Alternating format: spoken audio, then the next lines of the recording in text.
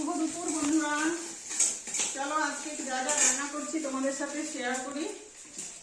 আজকেও খুব সিম্পল রান্না। এই দেখো এখানে গরম গরম ভাত আছে। ভাতটা আমার রোজই ধোয়া ওঠা ভাত হয়, খাওয়ার আগে রান্নাটা হয়, তো সেই জন্য ভাতটা গরম থাকে আর গরম খেতে আমার ভালোই লাগে।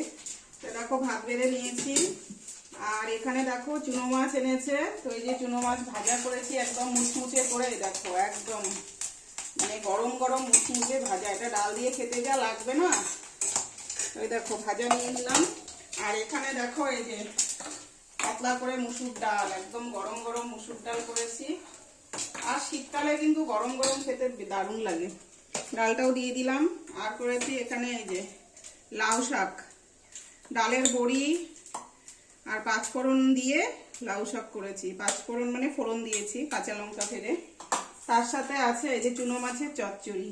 আজকে চুনো মাছ দিয়ে দুটো আইটেম করেছি, ভাজা আর এই যে চচ্চড়ি। তো এটাই হচ্ছে আজকে আমাদের দুপুরবেলার খাওয়া দাওয়ার মেনু। তো রান্নাগুলো কেমন হয়েছে একটু কমেন্ট করে জানিও। এই হচ্ছে আজকে আমাদের দুপুরবেলার রান্না।